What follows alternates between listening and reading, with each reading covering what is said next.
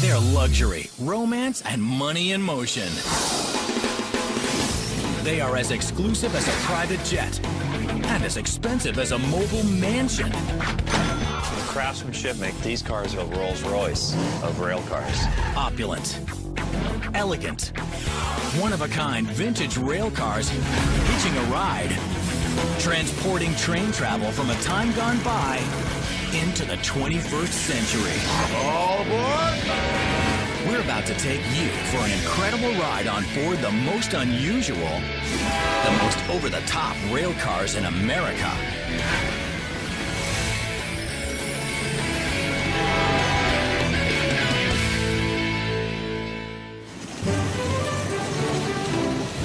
There's only one place on Earth where California, Utah, and Kansas come together. It's on the American Railway Explorer line. 3 custom cars, tricked out to be better today than the day they were built. I think that people will look at these cars and say, this is the way it should have been. Maybe it wasn't the way it ever was. They don't look like 1950, but boy, if you could have done it right, this is how they would have been. Jim Bain, president of the American Railway Explorer line, says the California, Utah, and Kansas first came together in Colorado, all from different railroads. They were used as part of the ski train through the Rockies. Today, the 3 cars look like a matching set, and they charter for thousands of dollars apiece. I don't think that you would ever notice that these 3 cars, the Utah, the California, and the Kansas, would have fit together at all. The California domed car originally ran from Chicago to Seattle on the Northern Pacific Railway. The Kansas was the private car of the president of the Rio Grande Railroad. And the Utah, originally built in 1948, was a coach car for the Rock Island Railroad. Later, it sold to the Casablanca Ceiling Fan Company and was converted into a traveling showroom. You can imagine there were ceiling fans throughout this car. It's kind of scary for tall people. It traveled the country showing off their product line. When we acquired it, we converted it into this beautiful lounge car. This is how the Utah used to look. And this is how it's been reconfigured today. More than $500,000 later. Well, we ripped out everything. Took it down to its bare walls and then started laying in all this nice mahogany. And the ceiling was reconfigured to be like this with these little drop panels above. And all the mechanical systems were renewed too. We built in the bar down at the other end too. It didn't have a bar before.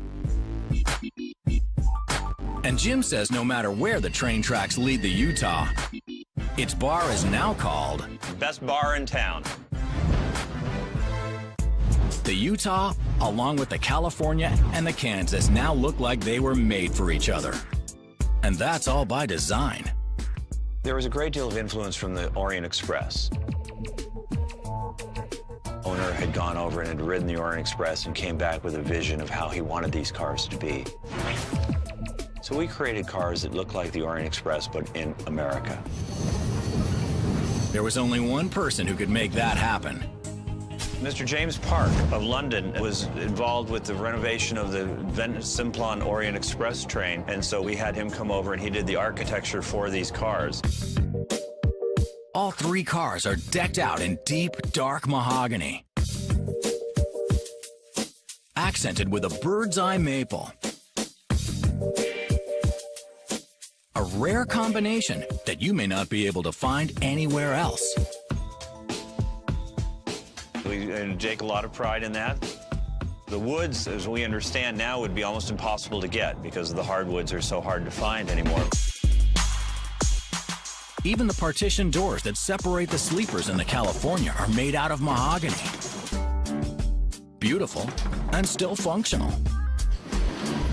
One of the great things about these suites in the California car, they're master suites, this wall can be moved back and folded away to create a much larger room. This bed would fold down, and this bed actually drops down out of the ceiling, so you could sleep 4 people in this room. The wood is only part of the Orient Express package. No detail was left undone. Everything is patterned after the original. All these carpets and the fabrics here were all imported from Holland. It's mohair, and it's the same type that they use in a Rolls-Royce. The carpets themselves were specially woven for us with a pattern that we designed in England and brought over. There are even real pieces of the Orient Express on board. The draperies, these little table lamps were all from the Orient Express as well, so it emulates it quite well. They may look like sisters, but they are definitely not identical triplets. The California could be the prettiest of the three. It sleeps 16 and has a dome like no other private car on the tracks today. There's several of them that run across the nation, but ours is the prettiest. Most of the domers running the rails today use metal to frame the giant windows. The California is carved wood. Woodworkers are amazing to me. I mean, how they can create something like this. And it wasn't really bent wood, they were carved pieces of wood. So you start with a very large piece and carve it down into just the curve that you need here. It was just a lot of small workmanship. And as you kind of notice around here, there really aren't any nail holes or any kind of way that, how did they hold this whole thing together? Blind joints and stuff that they did in here, that's a mystery to me. One mystery Jim can clear up is how dome cars were born. They were modeled after the old planes from World War II. The Vista Dome was actually invented in the Glenwood Canyon in Colorado. A locomotive engineer was going through and enjoying this magnificent view through the canyon and thought there ought to be a way for passengers to enjoy this too. So he had had some military experience with B-52s or something, you know, had this curved glass idea, and so he adapted that to a rail car, and they created the Vista Dome. The California has the best view. The Utah is the party car. But the Kansas has a platform where the rich and famous have stood. In 1996, the World Economic Summit came to Denver, and so they were looking for something to do with the spouses of the world leaders. And we were chosen to take them up to Winter Park for a luncheon. So all the first ladies, and one of those being Hillary Clinton. We've also had Neil Young, Seal, and a few other stars on the train, too. These three fabulous cars are all stars in their own right. Heavenly works of art, with the devil in the detail. One of the great details of the car is this exquisite marquetry work that they did. These are inlaid pieces of wood that were all done in England. This is the Surgo Lily, which is the state flower for Utah, which is this car that we're in. The other cars, the California has the poppy, Kansas has the sunflower. The Kansas also has tulips lighting up the lounge. And etched in the glass. One more little thing about these cars that helps us remember the elegance of the past and sets a new standard for excellence. We think that the craftsmanship and the woodwork and all the little details make these cars are more like a Rolls-Royce of rail cars. The California Zephyr is a picture postcard in motion. At sunset, the glass Vista domes serve as a canopy to a kaleidoscope sky. Colors explode as the sleek silver cars streak down the California coastline. But the Zephyr first hit the rails in the days of black and white, back in 1948. Like old man River itself, the California Zephyr keeps rolling along. It was the missing link between East and West. The California Zephyr ran from the San Francisco Bay to Chicago. It was once known as the most glamorous train in America. I think it was part of a wow factor. Bert Hermie is restoring 3 of the California Zephyr's original cars. The Silver Lariat, a dining car. the Silver Solarium, a Vista View dome, and the Silver Rapids, a sleeper car. The Zephyr was first retired from the rails in 1980. And Bert says these beautiful cars were in desperate need of repair. They were really rough, all of them. At some point during its retirement, there were transients that were in here. One pair of chairs had been burned. Amtrak welded the doors shut, welded bars over the windows in an attempt to prevent that from continuing. And I guess they were successful. It took us a day or so to get into the car, too. And once Bert and his crew broke through the bars, the cars were even in worse shape than he originally thought. The upholstery had been sliced and torn, and up here in the dome, it had rotted because of the sun. It took 4 years and plenty of money to restore these spectacular cars of the Zephyr back to their former glory. This car, we've got between $400,000 and $500,000 in it. That's mostly materials cost, because both my partner and I are pretty hands-on. There are some things that we've had to contract out, but not really all that many. If it were to go into a shop, it would have been double that. Despite the damage, some of the signature beauty items of the grand old cars were still there, including the original lighted lucite banisters. That's the first thing that people see when they walk in the car. And they go, oh, I remember those. Wow, I'm so glad he kept them. Bert and his crew were also able to preserve the old speaker grills. The grills were designed by artist Mary Losser, who also painted a large mural in the Silver Lariat that still looks picture perfect. It's one of very few that still remain. And she did much of the artwork in several trains, but each one of the dome coaches had a mural that depicted some aspect of life in the West. Since these cars were built for a specific train, the California Zephyr, the murals focused on aspects of Western life that romanticized the whole going west experience. This one was called the Pony Express. Right behind that mural is a brand new kitchen. It's a new part of this grand old car that Bert put in when he turned the glassed Vista Dome into a car of fine dining for paying passengers. Dinner is now being served in the Clifford McDaniel was a porter for decades Silver Lariat. and now dresses up the Lariat's dining room. Enjoy your dinner. I still enjoy it because I like making people comfortable and making them happy, and I want them to remember the experience that they had. So I like to kind of be like an ambassador. Cliff says the food on the Lariat is fantastic, but the train adds the true flavor. Just look out the window on either side. You see America. And what more pleasant way to enjoy the scenery than from a train window. The Lariat's dining car is new, but Bert says he's gone to great lengths to preserve the elegance of days gone by. The car has its own monogram china, a lot of touches that people remember from way back when. It sort of paints a picture of the way things were way back in the day.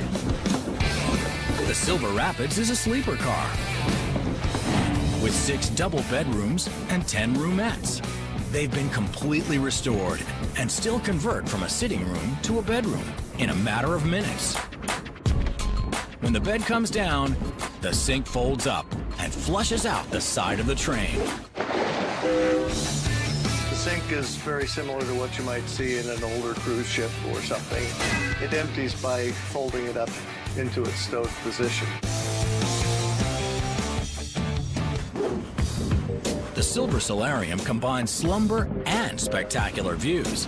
This Vista Dome car has a cocktail bar, a lounge, and 6 upscale bedrooms. You get 2 beds, upper and lower, a closet that will handle half a dozen garments on hangers. You get a bathroom with a toilet and a sink in it, hot and cold running water.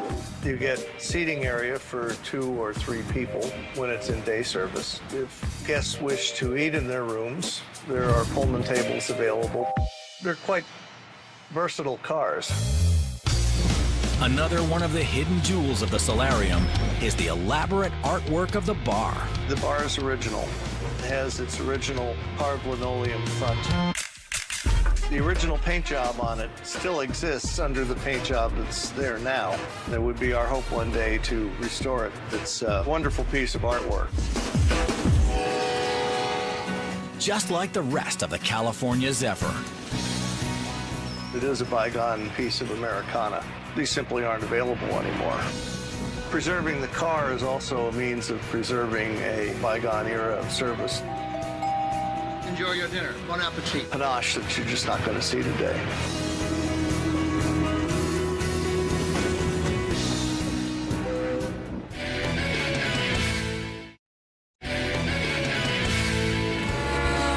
For most people, owning one expensive private rail car is plenty. But for owner Patrick Henry, railroad cars are a little like potato chips. He couldn't have just one. I had the opportunity to purchase a train car, and I basically lost my head. Patrick not only lost his head, but also his heart to these two beautiful rail cars. I was going to buy one car and I ended up buying two cars. Today, those cars are known as the Evelyn Henry, named after Patrick Henry's mother, and the Warren R. Henry, in memory of his father. Well, my father was a railroad man for 41 years on the Santa Fe Railroad, and that's where I fell in love with trains. He would always take us on his inspection trips, and we'd get to do the fine dining, and I was so fortunate when I was a child. I traveled on the back of trains for almost, it seemed like, every summer. Now, Patrick can relive those summertime trips aboard his very own matching pair of tricked-out rail cars. A passion that Patrick shares with his friends and family that come aboard. The elegant interior of the Warren R. Henry Dome car was inspired by legendary architect Frank Lloyd Wright and originally completed in 1955. Packed inside is a full kitchen, dining room, and a spacious lounge on the main level. Upstairs flashes with snapshots of America zooming by. Here, in the main dining room, the car's pampered passengers can take their meals in high style while bathing in the soothing glow of this massive, one-of-a-kind lighting fixture. I think a lot of people, when they first come on board, is they don't understand just how elegant these train cars can be. Patrick has worked hard to restore the elegance. This picture shows the beautiful dining room table was missing when he first got the Warren Henry. So I went and researched where the table was. And he eventually found it, collecting dust in a Seattle garage. I brought it back to what it should have looked like originally when it was built. The nearby glass-fronted china cabinets featured doors adorned with stunning leaded glass that matched the opulent overhead lighting fixture. In this cabinet here, we house all of our signature glassware. Onboard service manager Cashley Greenwood says literally everything is tightly tucked away. Everything here, as you can see, has a slot. So this one is designed specifically for the smaller glasses. We have the wine glasses here, which has a larger slot. Among the treasures, stemware from the luxurious Super Chief service, which ran halfway across the country, from Chicago to L.A. And now we come to an innovation of luxury travel unique in modern railroading. The Super Chief was operated by the Santa Fe Railroad, where Patrick once worked, and his father, Warren, built a career. The ultimate in comfort and luxury. The parlor provides a panoramic view and comfy seating. There are plush sofas and love seats, and swivel chairs that let you chat with friends as you sit back and watch the world go by. Tucked right around the corner, a modern beverage station with its very own well-stocked wine fridge. The gourmet dinner and all the other delicious food is prepared right here in this mini but mighty kitchen. Special latches keep plates in place as the car rips down the rail. And the chef whips up delicacy after delicacy. They're thinking you're going to get a little box lunch of a turkey sandwich, and next thing they know, they're getting shrimp wraps or lobster tail. And so I think people are amazed by the quality of the food that's cooked on board. For dinner, guests are treated to an amazing 4-course, 5-star feast, complete with personalized menus and a choice of fine wines, craft beers, and handcrafted cocktails. I usually come home a little bit heavier, though, than so I have to diet a few days after we get off a train trip. Terry Graham, Patrick's girlfriend, may hate jumping on the diet train, but loves riding the rails. It's so relaxing. I'm used to doing air travel because I'm a flight attendant. In air travel, the destination is what's important. Well, train travel is the opposite of that. You don't really care about the destination. You enjoy every minute of being on the rails, looking out the window, relaxing, having your dinner, having your lunch, and enjoying every moment of the ride.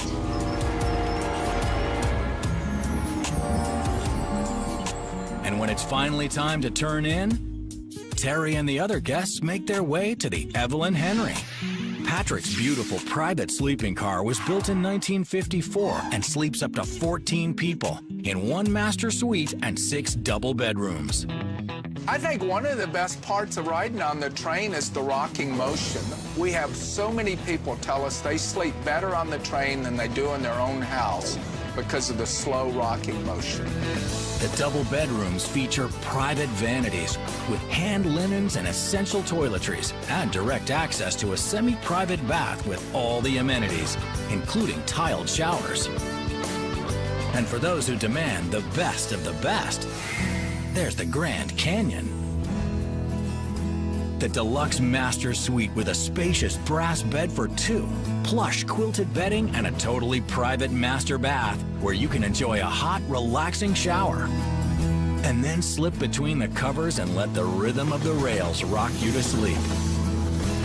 It's the one time that you get away from all the problems, all the challenges, is when you get on a train and you wake up in the morning to the smell of bacon and the sleeper. It's the one time that you just really get to enjoy yourself and see America like no one else can. And you see it from ground level, and you're not seeing it from 35,000 feet. And then to be able to experience it on a private train car, it just doesn't get any better than that. Ever wonder where the phrase, the red carpet treatment, came from? Well, here's a clue. The 20th Century Limited train line was the first to roll it out in 1938. The royal red carpet stretched the length of a football field, from the engine room to the observation car, and hosted the most famous feat of its day. The 20th Century Limited was the most famous train in the world because it operated on a very, very fast schedule between New York and Chicago. So it carried all the movie stars, corporate executives, money moguls. From there, people would get on the Super Chief and go to L.A. The 20th Century Limited was not only used by movie stars, it was used in the Hitchcock thriller North by Northwest with Eva Marie Saint and Cary Grant. But this so-called Train to the Tycoon's most famous role was as America's first unofficial bullet train. We're going 90 miles an hour. Remember, automobiles didn't travel with that speed on interstate highways. They were traveling on 2-lane roads throughout the United States at probably 50 miles an hour or so. So this was fast. Raymond Klaus now owns the company which manages the Hickory Creek. A car from the 20th Century Limited line customized by revolutionary designer Henry Dreyfuss. Henry Dreyfuss designed everything from matchbook covers to advertisements to furnishings, blankets, special silverware design. Henry Dreyfuss designs are a part of America's fabric. They include telephones, vacuum cleaners, thermostats, the Polaroid camera, and even a steam iron that, not surprisingly, looks like a locomotive. Henry Dreyfuss designed a streamlined steam locomotive, which was the Hudson style, one of the most famous engines on the New York Central Railroad. The unique thing about this car is the Dreyfuss furniture layout. Dreyfuss wanted to bring in that New York club atmosphere into his equipment. That warm feeling. He wanted to use earth tones. Wanted his people to feel very comfortable in the environment that he recreated in these cars. All of Dreyfuss's genius was almost destroyed in 1967 when the Hickory was sold. The grand old car had been reconfigured, then gutted by the time Raymond rescued it in 1992. You can see from the outline on the floor where the old rooms had been. The car was on the scrap line at Palmetto, Florida. They really didn't care about it anymore, and the vandals got to it, and they stole things out of the inside of the car, and they graffitied up the inside of the car and broke windows. I remember looking at the car and saying to my father, "You're nuts. You cannot restore this. It should be razor blades." Raymond's son Scott tried to talk his dad out of restoring the Hickory Creek, but soon found it would become a family project. In fact, Scott did a lot of the electrical work himself. A lot of sweat, a lot of blood, busted knuckles, and memories rebuilding that car. The car was in unbelievable condition. There were no windows in it. The outside of the body was rotted out. The trucks were in terrible condition. The floor pan was completely rotted through. We had to go to the Pullman archives and find all the original drawings so we could rebuild the car back to its original specifications. It was a monumental task. It took a lot of dedication. It took a lot of engineering. It took a lot of research to get it to the point where it is today. Reproducing the ventilation grills alone cost close to $60,000, and the total restoration took more than 5 years. Raymond and his team brought the Hickory Creek back to her glory days and beyond. The car was originally designed as a lounge buffet car, so it was only used for drinks and maybe some hors d'oeuvres and things like that.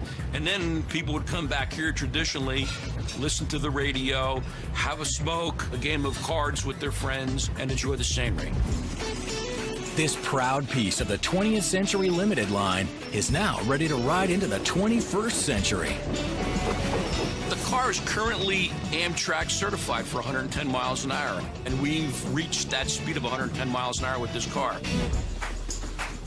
Getting the Hickory back on track was a haul, but for Raymond Klaus and his family, it was a labor of love. A lot of people have asked me, why did you spend 5 years of your life taking a car that was ready to go to the scrap heap and bring it back? It's a very unique and very historic piece of railroad equipment. I never had a chance to ride the 20th Century Limited. My sons never had a chance to ride the 20th Century Limited, and both my sons have worked on this piece of equipment with me. So it gives me great pride to have my family involved. It's probably the most famous lightweight passenger car in the world right now because it did operate on the most famous train in the world. It's a great way to see America.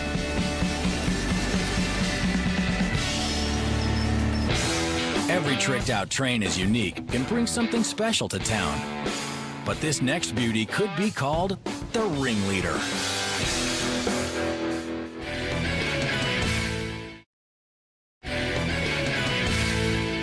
Ladies and gentlemen, children of all ages, step right up to the greatest show unearthed. It's the private, opulent, luxury train car that John Ringling rode when the most famous circus in the world came to town. John Ringling was one of 4 other brothers that created the great entertainment empire, the Ringling Brothers Circus. Deborah Walk, curator of the Circus Museum, says this spectacular car was a huge step up from the wagon train days of the greatest show on earth. It's very hard for us to appreciate the event of the circus coming to town. Basically, at the turn of 1900, we had 3 major holidays: Christmas, the 4th of July, and when the circus came to town. The 79-foot-long, 65-ton Pullman car is named the Wisconsin, after the Ringlings' home state. John Ringling was the advanced person. He would make sure all the contracts were in line so that when the show came to town, there was no doubt, no problem. John and his wife Mabel used the lavish rail car to travel across the country from 1905 to 1916. This was his car. It wasn't owned by the circus. The Wisconsin is a picture of elegance and design. John Ringling hand-picked everything inside, from the rich inlaid mahogany walls to the ornate moldings, to the detailed stained glass windows, even the gold leaf trimmed ceilings. And the cast iron kitchen was state-of-the-art for its time. But this grand old car was more than just derailed after John Ringling sold it in 1916. It was nearly destroyed, and Deborah Walk took a video camera on board to document the damage. This is the dining room, all original. This wonderful Fabergé jewel of a car was used as a fishing camp in Moores Head City, North Carolina. Thankfully, the car was saved just in the nick of time. We had water damage in this part. Yeah, and that's why this has not been worked on at all. It's because they were afraid it was going to drop and we would lose all the decorative work. Just imagine, if you can, these walls painted a white, 7 layers of paint on it. When I came in for the first time, it was all boarded up, so you couldn't see anything. And this was the only piece of the work that was available to look at. You couldn't see anything of this beautiful mahogany except for the one piece of marquetry, which is over my shoulder. But that patch of mahogany heaven was just enough to keep hope alive that the Wisconsin could be saved. But it wasn't just the walls. These beautiful ceilings were also smothered in thick white paint. And so the ceilings were sanded down very carefully, just like in the tree rings, going back, looking at the different colors, getting to the gesso stage and realized the next paint up was the color that the ceilings were originally done. When we got that work done, then we brought it here to the Ringling Museum. And that was a process in itself. Because we're in a building, 180 feet of rail had to be laid to bring the car from the outside inside. Once inside the Ringling Museum in Sarasota, Florida, there was no turning back. I walked in and realized that in spite of the lime green shag carpet, that this was a project that had to be taken on. Look at this. Isn't this beautiful? It just exudes 2 people, John and Mabel Ringling. More than $400,000 was spent to bring the Wisconsin back to life. The restoration was meticulous in detail and history. We were able to get the blueprints. We were able to find builders' photos. The beautiful, detailed moldings on either side of the ceiling had been cut in half. A team of artists hand-made special resin molds to magically piece them back together. But they might have had a little help from above. I really do think that the Ringlings are looking down over our shoulder because even though they destroyed all of the medallions going through the car, we had a left and we had a right, and so that we could put the medallions back together again. The crew that meticulously put the Wisconsin back together left no detail undone, right down to the carpet. The rug you will see is a reproduction that was made by the same company in England, the Wilton Company, and so we were able to find a 1909 carpet sample, of all places, eBay, and be able to have it rewoven to give this real sense of warmth and color that the car has. With all that's been done, it's safe to say bringing the Wisconsin back to life has been more work than, well, a 3-ring circus. I think one other thing that everyone needs to know about this car is that about 80% of what you see here is original. Incredible, a car over 100 years old. We're only missing one window piece. Incredible statement of how this was just meant to be restored.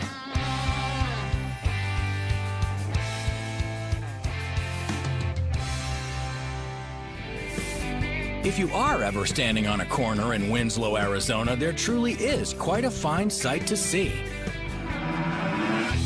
It's not a girl in a flatbed Ford. It's a private rail car named the Louis Sockalexus. They say the first time is always special, and this was the first car.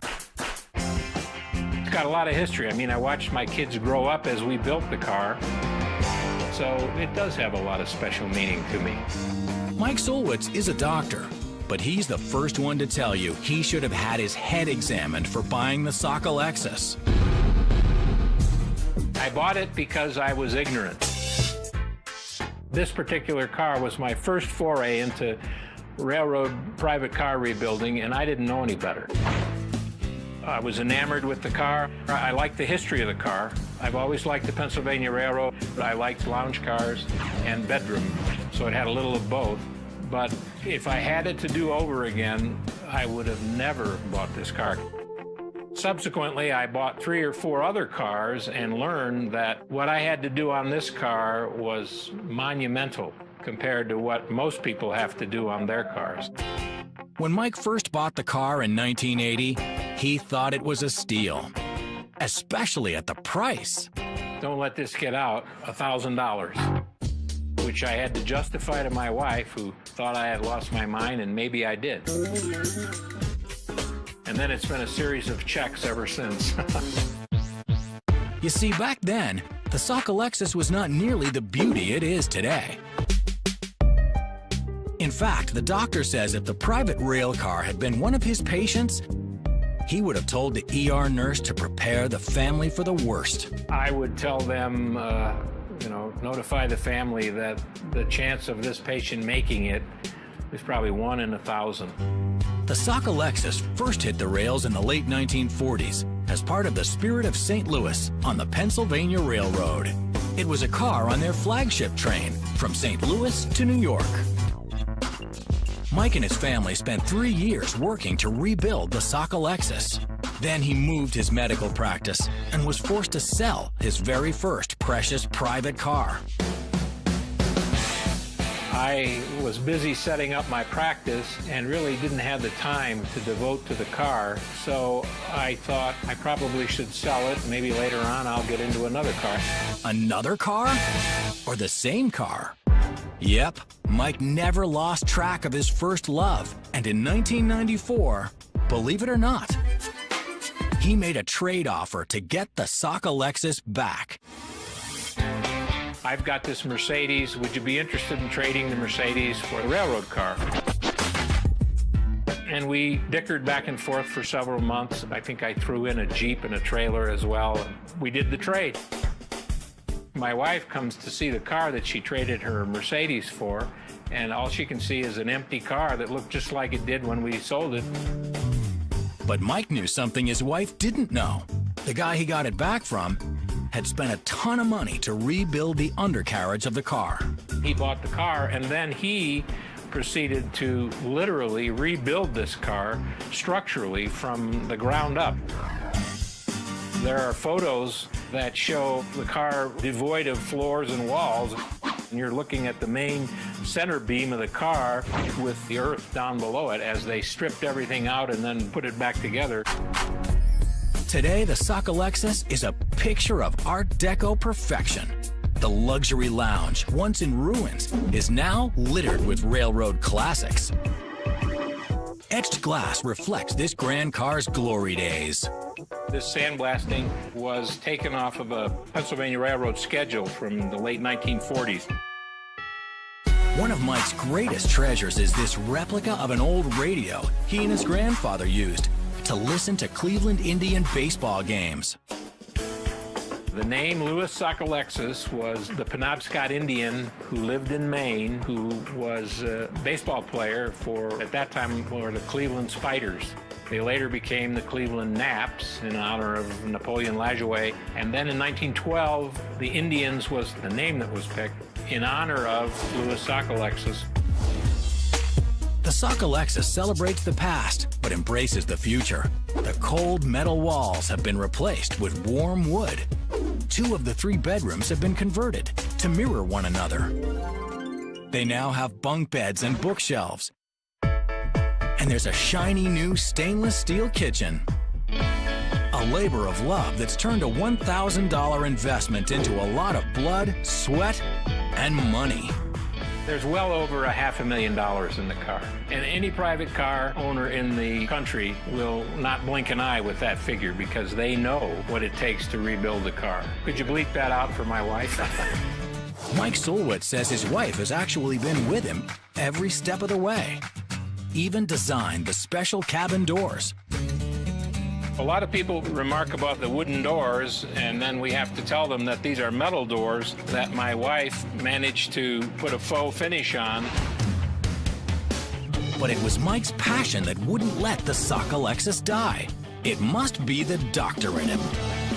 The great pleasure I got out of having this car and the others was to be able to bring back to life something that was going to the scrap heap and see it run again.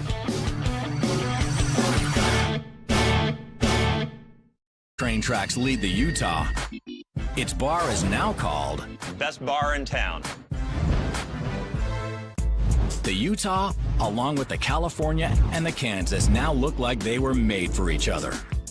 And that's all by design. There was a great deal of influence from the Orient Express. Owner had gone over and had ridden the Orient Express and came back with a vision of how he wanted these cars to be. So we created cars that look like the Orient Express, but in America. There was only one person who could make that happen. Mr. James Park of London was involved with the renovation of the Simplon Orient Express train, and so we had him come over and he did the architecture for these cars. All 3 cars trained through the Rockies. Today, the 3 cars look like a matching set, and they charter for thousands of dollars apiece. I don't think that you would ever notice that these 3 cars, the Utah, the California, and the Kansas, would have fit together at all. The California domed car originally ran from Chicago to Seattle on the Northern Pacific Railway. The Kansas was the private car of the president of the Rio Grande Railroad. And the Utah, originally built in 1948, was a coach car for the Rock Island Railroad. Later, it sold to the Casablanca Ceiling Fan Company and was converted into a traveling showroom. You can imagine there were ceiling fans throughout this car. It's kind of scary for tall people. It traveled the country showing off their product line. When we acquired it, we converted it into this beautiful lounge car. This is how the Utah used to look. And this is how it's been reconfigured today. More than $500,000 later. Well, we ripped out everything. Took it down to its bare walls and then started laying in all this nice mahogany. And the ceiling was reconfigured to be like this with these little drop panels above. And all the mechanical systems were renewed, too. We built in the bar down at the other end, too. It didn't have a bar before. And Jim says no matter where the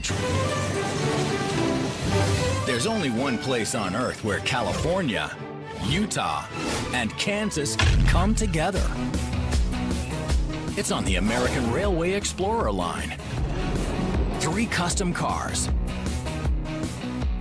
Tricked out to be better today than the day they were built. I think that people will look at these cars and say, this is the way it should have been.